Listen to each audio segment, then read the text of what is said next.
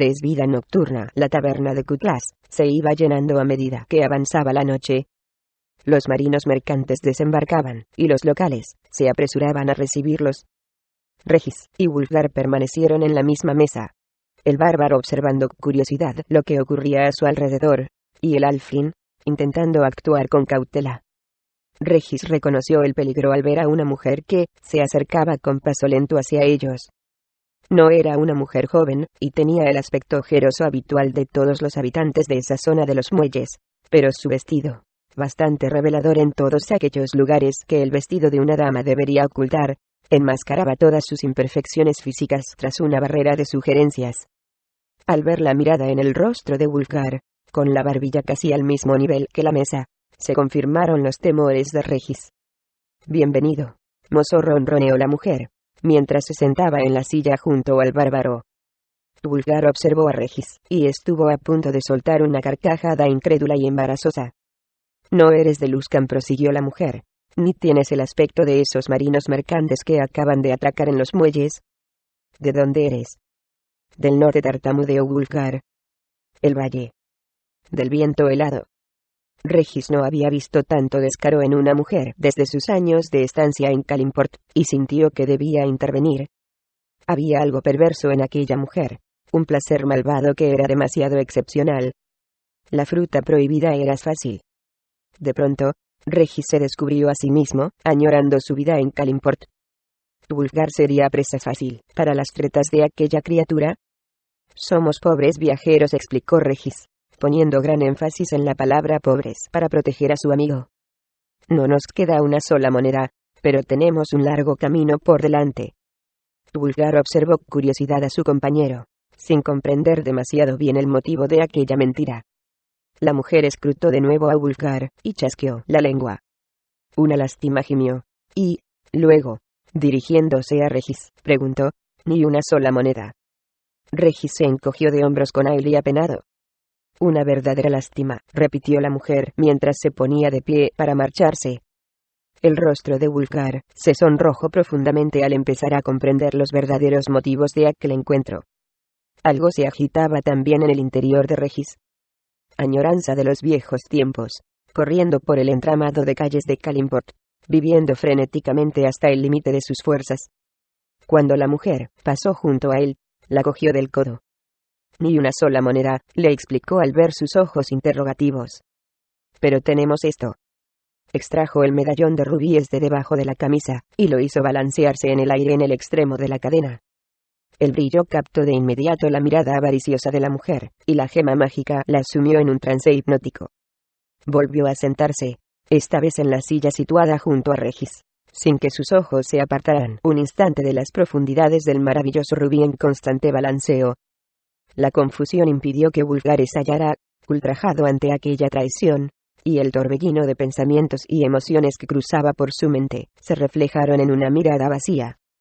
Regis captó la mirada del bárbaro, pero no le hizo caso, acostumbrado como estaba a rechazar las emociones negativas, como el sentimiento de culpabilidad. Dejaría que a la luz de la mañana descubriera su treta, pero eso no impedía que pudiera disfrutar de la noche. «El viento nocturno es gélido en Luskan», dijo a la mujer. Ella colocó una mano sobre su brazo. «¿Te encontraremos un lecho cálido? No temas». El alfil esbozó una sonrisa de oreja a oreja. Wulfgar tuvo que hacer esfuerzos para no caer de la silla. Bruenor recobró la compostura con rapidez, ya que no quería insultar a Susurro, ni deseaba que, al ver ella la sorpresa que le había causado encontrar a una mujer, le diera ventaja sobre él. Sin embargo, la mujer sabía la verdad y la sonrisa que dedicó a Bruenor lo dejó todavía más aturdido. La venta de información en un lugar tan peligroso como los muelles de Luskan significaba un trato constante con asesinos y ladrones, y, aunque lo hiciera en el marco de una red de apoyo muy intrincada, era un trabajo que requería una piel dura. Pocos de aquellos que venían a solicitar los servicios de Susurro podían ocultar su sorpresa al encontrar a una mujer joven y atractiva ejerciendo semejante trabajo. Aún así, el respeto de Bruenor por su informante no disminuyó en lo más mínimo, a pesar de su asombro, ya que la reputación que se había ganado Susurro había llegado a él a cientos de kilómetros de distancia. La mujer todavía seguía con vida, lo cual era razón suficiente para que el enano la admirara. Drizzt se sorprendió, mucho menos que su compañero, ante el descubrimiento. En las oscuras ciudades de los elfos Drow, las mujeres solían ocupar cargos superiores a los hombres, y, a menudo, eran mucho más despiadadas que ellos. Drizzt comprendió enseguida la ventaja que tenía Susurro sobre los clientes varones que tendían a subestimarla por proceder de sociedades de las peligrosas tierras septentrionales, dominadas por hombres. Ansioso por acabar el asunto y regresar a la carretera, el enano fue directamente al grano en cuanto al propósito del encuentro. «Necesito un mapa», explicó, «y me han dicho que usted puede conseguírmelo». «Poseo numerosos mapas», contestó la mujer con frialdad. «Uno del norte», prosiguió Bruenor. «Desde el mar hasta el desierto, en el que aparezcan debidamente los nombres de las poblaciones y las razas que las habitan». Susurro asintió. «El precio será elevado», buen enano, dijo, mientras un destello aparecía en sus ojos ante la mera mención del dinero. Bruenor le tendió una pequeña bolsa con gemas. «Este será el pago por las molestias», gruñó, entregándole el dinero de mala gana.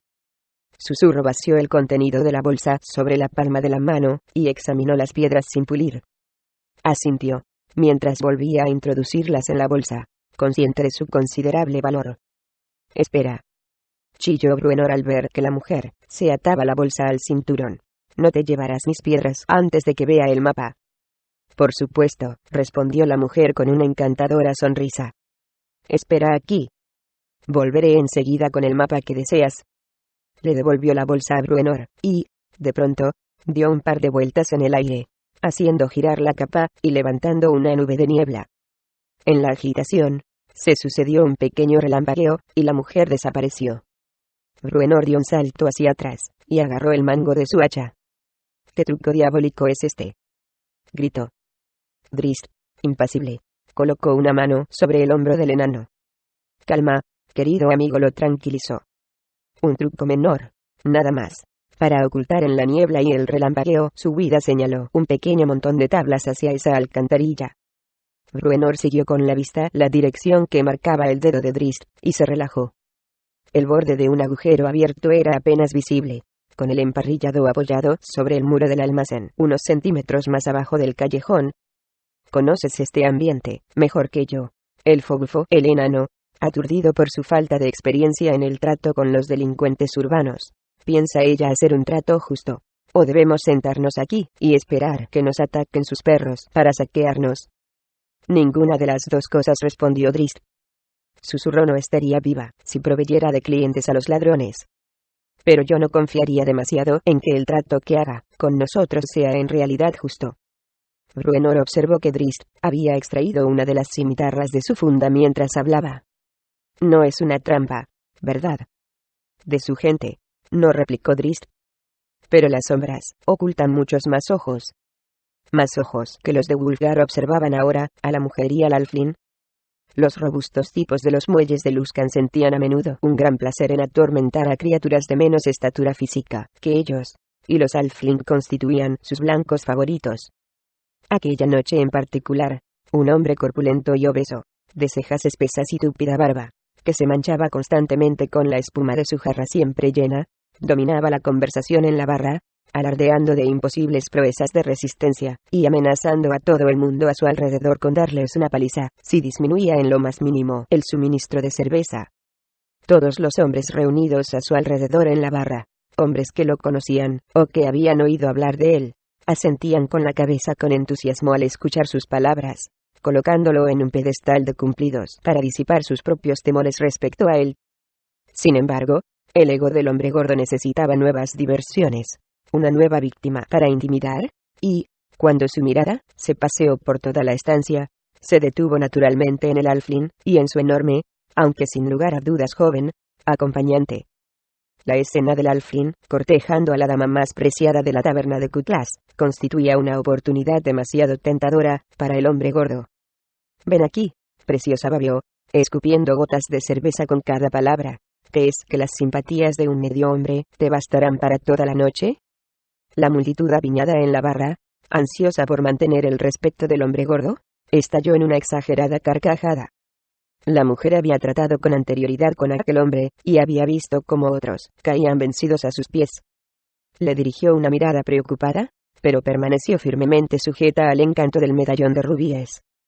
Regis, en cambio, desvió de inmediato la vista del hombre gordo, y centró su atención en donde suponía que empezarían los problemas en el otro lado de la mesa, y en Wulfgar. Su inquietud estaba justificada. Los nudillos del orgulloso bárbaro se pusieron blancos por la fuerza con que agarraba la mesa, y la furia que reflejaban sus ojos indicó a Regis que el joven estaba a punto de explotar. «Deja que pasen las burlas», insistió Regis. «Este no es el mejor momento». Wulfgar no se relajó en lo más mínimo, y no apartó la vista un ápice de su adversario. Podía hacer caso omiso de los insultos del hombre gordo, incluso aquellos dirigidos a Regis y a la mujer, pero Wulfgar comprendía el motivo oculto en aquella provocación. A través de la burla a sus amigos menos capacitados, el matón lo estaba desafiando a él. Se preguntó cuántos otros habrían caído víctimas de aquella mole detestable. Tal vez había llegado el momento de que aquel hombre gordo aprendiera una lección de humildad. Intuyendo que podía hacer explotar al joven, el grotesco matón se acercó unos pasos a ellos. «Apártate un poco», medio hombre ordenó, haciéndole un gesto a Regis. Regis paseó una mirada rápida por la estancia para ver el ambiente que se respiraba. Sin duda, habría varios hombres que se lanzarían en su ayuda contra el hombre gordo y sus repugnantes secuaces. Incluso había un miembro de la Guardia Oficial de la ciudad, un grupo que se tenía en gran estima en todos los sectores de Luskan. Regis interrumpió su examen por un instante y observó al soldado. Cuán fuera de lugar parecía aquel hombre en una escupidera como la taberna de Cutlass, infestada de perros. Sintió todavía más curiosidad al reconocer a aquel hombre como Hierdan, el soldado de la puerta que había reconocido a Drizzt y que había intercedido para que los dejaran entrar en la ciudad un par de horas antes. El hombre gordo se acercó un paso más, y Regis no tuvo tiempo de continuar analizando las implicaciones de su descubrimiento. El corpulento matón lo estaba observando desde arriba, con los brazos en jarras. Regis sintió que se le aceleraba el corazón, y percibió cómo le corría la sangre por las venas, como siempre le sucedía ante aquel tipo de confrontaciones extremas que habían marcado sus días en Calimport. Y ahora, al igual que entonces, buscaba desesperadamente el modo de escapar a ella. Pero sus esperanzas se disiparon al recordar a su compañero. Menos experimentado, y, Regis se hubiera atrevido a decir, menos inteligente. Wulfgar no permitiría que el desafío quedara sin respuesta. De un salto, se subió a la mesa, y, con una zancada de sus largas piernas, se interpuso entre el hombre gordo y Regis, devolviendo al hombre su mirada amenazadora con igual intensidad. El gordo observó a sus amigos, convencido de que el deformado sentido del honor de su orgulloso y joven oponente le impediría lanzar el primer golpe. «Bueno, mirad que tenemos aquí», bromeó, relamiéndose los labios con expectación. «Parece que el joven tiene algo que decir». Empezó a volverse hacia Wulfgar con lentitud, y, luego, de pronto, se abalanzó en busca de la garganta del bárbaro, esperando que el rápido ataque pillara a Wulfgar por sorpresa. Sin embargo, aunque el joven no tenía experiencia en el ambiente de las tabernas, sí comprendía a la perfección el combate. Había sido entrenado por Drizzt Do'Urden, un guerrero siempre alerta, y había tonificado sus músculos hasta el límite imaginable. Antes de que la mano del hombre pudiera aproximarse a su garganta, Wulfgar había pasado una de sus enormes garras por encima del rostro del hombre, mientras con la otra lo agarraba por la ingle. El atónito adversario se vio de pronto alzado por los aires. Por un instante, los espectadores se quedaron demasiado confusos para poder reaccionar, todos menos Regis, que, tras palmearse el rostro para obligarse a reaccionar, se deslizó, sin llamar la atención, debajo de la mesa. El hombre gordo sobrepasaba en peso a 3 hombres de estatura normal, pero el bárbaro lo alzó con facilidad, no solo hasta su altura, de más de 2 metros, sino que encima extendió los brazos al máximo por encima de la cabeza. Agitándose en el aire con desesperada furia, el hombre gordo ordenó a sus seguidores que atacaran. Wulfgar esperó pacientemente a que el primer grupo se acercara a él. La multitud entera pareció saltar al unísono. Sin perder la calma, el entrenado guerrero buscó con la mirada la concentración más numerosa, un grupo de 3 hombres, y lanzó contra ellos el proyectil humano. Observó sus expresiones de terror un instante antes de que la mole de grasa cayera sobre ellos, y los lanzara hacia atrás. El impulso de la caída de los 3 hombres destrozó los soportes de una parte de la barra, y arrojó por los aires al desafortunado camarero, que fue a caer sobre los estantes en los que se guardaba el vino más selecto. La diversión de Wulfgar duró poco, ya que los demás delincuentes no tardaron en alcanzarlo. El joven afianzó los pies en el suelo, dispuesto a mantener el equilibrio, y empezó a atacar con los puños. Fue golpeando a sus enemigos uno por uno, y lanzándolos a los rincones más alejados de la estancia. La pelea se dispersó por toda la taberna. Hombres que no habrían movido un dedo si se hubiera cometido un asesinato a sus pies se abalanzaban unos sobre otros con desenfrenada rabia ante la horrorosa visión de bebida desperdiciada y una barra rota. Pero pocos de los seguidores del hombre gordo se sumaron a la batalla campal. Continuaban abalanzándose sobre Wulfgar, uno tras otro. El bárbaro mantenía bien su posición, ya que nadie podía entretenerlo lo suficiente para que lo atacaran más de uno a la vez.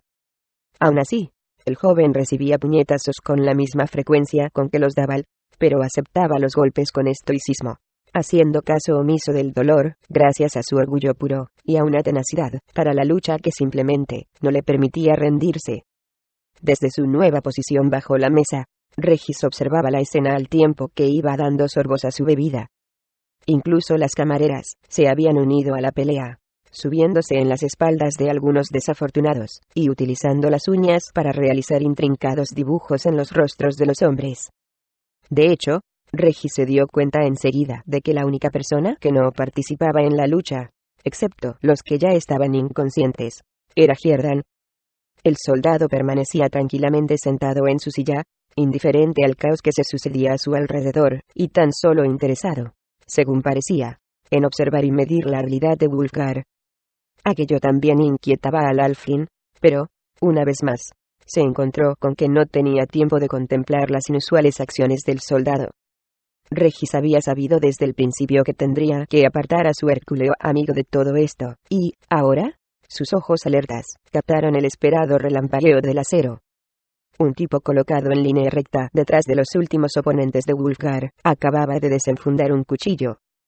«Maldición», murmuró Regis, apartando la bebida y extrayendo su masa por un pliegue de la capa. Ese tipo de asuntos le dejaba siempre un sabor amargo en la boca. Wulfgar apartó a un lado a sus 2 oponentes, dejando un camino abierto para el hombre del cuchillo. El tipo se abalanzó hacia adelante, con los ojos alzados y fijos en los del bárbaro. Ni siquiera se dio cuenta del movimiento rápido de Regis, que apareció entre las largas piernas de Wulfgar, con la pequeña masa lista para atacar. Golpeó al hombre en la rodilla, aplastándole la rótula, lo cual lo hizo caer hacia adelante, con el cuchillo extendido, hacia Wulfgar. El bárbaro esquivó el ataque en el último momento, y agarró con la mano la muñeca de su atacante. Llevado por su propio impulso, Wulfgar cayó de la mesa, y se estrelló contra el muro. Con un apretón, consiguió aplastar los dedos del asaltante sobre la empuñadura del cuchillo, mientras con la mano libre, agarraba el rostro del hombre, y lo alzaba del suelo. Lanzando una exclamación a tempos, el dios de la batalla, el bárbaro, fuera de sí ante la aparición de un arma, aplastó la cabeza del hombre contra las planchas de madera de la pared, y lo dejó balanceándose en el aire, con los pies a varios centímetros del suelo. Fue una acción impresionante, pero le hizo perder mucho tiempo. Cuando se dio la vuelta en dirección a la barra, se vio sepultado bajo una ráfaga de puñetazos y puntapiés de numerosos atacantes. «Ahí viene», susurró Bruenor a Drist al ver regresar a susurro, a pesar de que los aguzados sentidos del Drow habían percibido su presencia mucho antes de que el enano se diera cuenta. La mujer había estado fuera una media hora, pero el tiempo les había parecido eterno a los 2 amigos, apostados en un callejón peligrosamente abierto a la vista de los arqueros y otros criminales que sabían que andaban cerca. Susurro se acercó con paso tranquilo a ellos. «Aquí está el mapa que deseas», le dijo a Bruenor, sosteniendo en la mano un pergamino enrollado. «Quiero echarle un vistazo», contestó el enano. La mujer reculó, y dejó caer el pergamino a un lado. «El precio es más elevado», declaró con sencillez. «10 veces superior al que me has ofrecido». La amenazadora mirada de Bruenor no la disuadió. No te queda otra alternativa, Siseo. No encontrarás a nadie más que pueda ofrecerte uno. Paga el precio, y quédatelo. Un momento, replicó Bruenor con súbita tranquilidad. Mi amigo tiene algo que decir sobre esto. Él y Drizzt se alejaron unos pasos. Ha descubierto quiénes somos, le explicó el Drow, aunque Bruenor había llegado ya a la misma conclusión, y sabe cuánto podemos pagar. ¿Será ese el mapa?, inquirió Bruenor. Drizzt asintió. La mujer no tiene motivos para creer que esté en peligro, no en este lugar. ¿Tienes el dinero? Sí, pero nos queda aún un largo camino por delante, y me temo que vamos a necesitar lo que tenemos, y más. Entonces, de acuerdo, replicó Drizzt. Bruenor reconoció el brillo de ferocidad que apareció en los ojos color despliego del Drow. Cuanto antes nos reunamos con esa mujer, un trato más justo conseguiremos, prosiguió. Un pacto que tendremos que respetar. Bruenor comprendió y asintió. Se daba cuenta de que le bullía la sangre de ansiedad. Se dio la vuelta en dirección a la mujer y al instante, advirtió que ésta sostenía ahora una daga en la mano izquierda, en vez del pergamino. Aparentemente conocía la naturaleza de los dos aventureros con los que estaba tratando. Drizzt también advirtió el brillo metálico, y se alejó un paso de Bruenor, intentando que Susurro no lo considerara una amenaza, aunque en realidad lo que deseaba era observar desde un ángulo más adecuado las hendiduras sospechosas que había detectado en el muro. Hendiduras que podían esconder entradas secretas.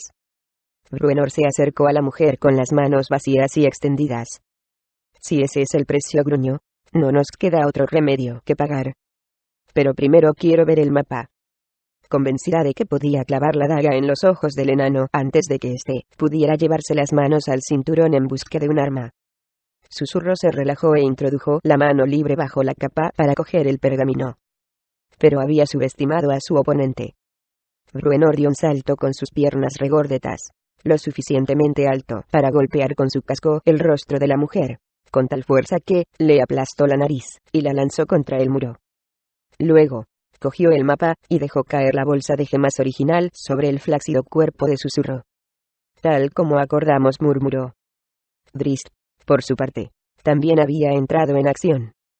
En cuanto Elena no pegó el brinco, había utilizado la magia propia de su raza para crear una nube de oscuridad frente a la ventana donde estaban apostados los arqueros. Los hombres no llegaron a disparar, pero el eco de sus gritos enfurecidos resonó por todo el callejón.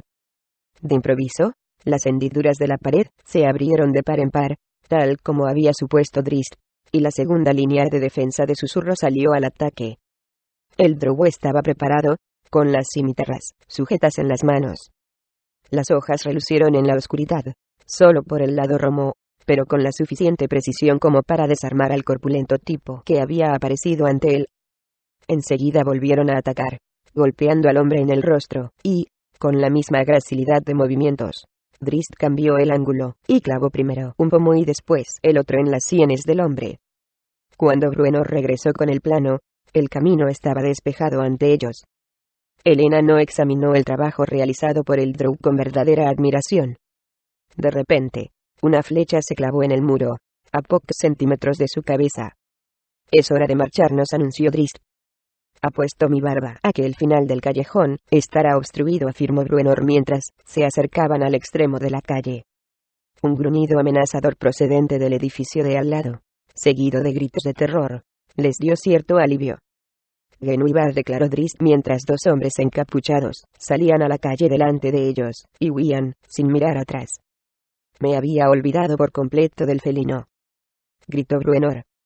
Puedes estar contento de que la memoria de Genuibar sea más fiable que la tuya, bromeó Drizzt. A pesar de sus sentimientos respecto a la pantera, Elena no se unió a sus risas. Se detuvieron al final del callejón, y examinaron la calle. No había señales de peligro, aunque la espesa niebla era un aliado perfecto para una posible emboscada. Vayamos despacio, sugirió Bruenor. Llamaremos menos la atención. Drizzt hubiera estado de acuerdo, pero una segunda flecha, lanzada desde algún rincón del callejón, fue a incrustarse en una viga de madera que había entre ambos. Hora de irnos, afirmó Drizzt con decisión, aunque Bruenor no necesitaba más aliciente para poner en movimiento sus cortas piernas y perderse entre la niebla. Consiguieron abrirse camino en el laberinto de recodos y vueltas de Luskan. Drizzt esquivando con elegancia las barreras de escombros con que se encontraban, y Bruenor pasando, sin más, a través de ellas. Al poco rato, cuando se aseguraron de que no los estaban persiguiendo, aminoraron poco a poco el paso. El blanco de una sonrisa apareció entre la tupida barba roja del enano, mientras observaba con ojos satisfechos el camino a sus espaldas. Pero, cuando volvió la vista hacia adelante, se precipitó de pronto a un lado, y se apresuró a buscar su hacha. Se acababa de topar con el felino mágico. Drizzt no pudo contener una carcajada. «Aparta esa cosa de ahí», ordenó Bruenor. «Buenos modales, querido enano», le replicó el Drow. «Recuerda que fue Genuibar quien nos despejó el camino». «Apártalo», repitió Bruenor, mientras balanceaba el arma, dispuesto para el ataque. Drizzt acarició el musculoso cuello de la pantera. «No hagas caso de sus palabras, amigo», le dijo. «Es un enano, y no puede apreciar la magia de calidad». «Va», gruñó Bruenor, aunque no pudo evitar respirar más tranquilo cuando Drizzt despidió el felino y guardó la estatuilla de Onis en su bolsa. Llegaron a la calle de la Medialuna poco después, y se detuvieron en una callejuela para comprobar que no hubiera señales de emboscada. Al instante se dieron cuenta de que había habido problemas, ya que varios hombres heridos pasaron tambaleantes ante la entrada del callejón, algunos de ellos sostenidos por sus compañeros. Luego divisaron la taberna de Cutlass y dos conocidas figuras sentadas en el exterior, frente a la entrada. «¿Qué estáis haciendo aquí fuera?», preguntó Bruenor cuando llegaron junto a ellos. «Parece que nuestro corpulento amigo responde a insultos con puñetazos», explicó Regis, que no había sido herido en la contienda. El rostro de Wulfgar, en cambio, estaba hinchado y magullado, y a duras penas podía abrir uno de los ojos. Llevaba los puños y las ropas manchadas de sangre seca, que en parte era de sus propias heridas. Drizzt y Bruenor intercambiaron una mirada, no demasiado sorprendidos. «¿Y las habitaciones?», gruñó Bruenor. Regis sacudió la cabeza. «No creo que podamos contar con ellas». «¿Y mi dinero?». El halfling volvió a negar con la cabeza. «Va», bufó el enano, y echó a andar en dirección a la puerta de la taberna. «Yo no lo haría», empezó Regis, pero luego se encogió de hombros, y decidió dejar que lo descubriera por sí mismo. La sorpresa de Bruenor fue completa cuando abrió la puerta de la taberna. Mesas, vidrios y clientes inconscientes yacían desparramados por el suelo. El dueño de la posada estaba desplomado sobre la parte de la barra que todavía seguía en pie, y una camarera le ponía vendajes sobre las heridas de la cabeza. El hombre que Wulfgar había dejado colgado contra la pared seguía allí, gimoteando suavemente, y Bruenor no pudo menos que reírse entre dientes al ver el trabajo del bárbaro. De vez en cuando, alguna de las camareras que pasaba junto al hombre mientras iban limpiando el local, le daba un ligero empujón, riéndose del balanceo de su cuerpo. «Dinero perdido», pensó Bruenor, y se apresuró a salir antes de que el dueño notara su presencia y lanzara a las camareras contra él. «Una bronca de 1000 demonios», le dijo a Drizzt cuando regresó junto a sus compañeros. Todo el mundo participó. «Todos menos uno», respondió Regis. «Un soldado». «¿Un soldado de Luskan aquí?», preguntó Drizzt, asombrado por la aparente paradoja. Regis asintió. «Y lo más curioso», prosiguió, «es que era Hierdan, el mismo guardia que nos dejó entrar en la ciudad». Drizzt y Bruenor intercambiaron una mirada de inquietud.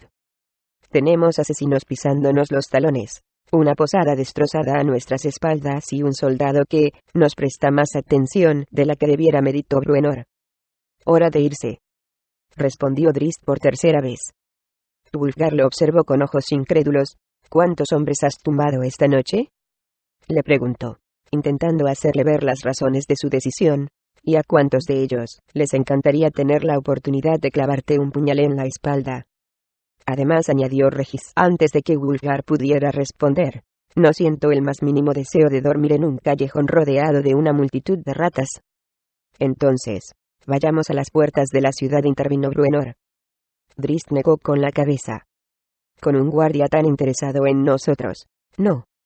Saldremos escalando el muro, y procurando que nadie se dé cuenta de nuestra marcha.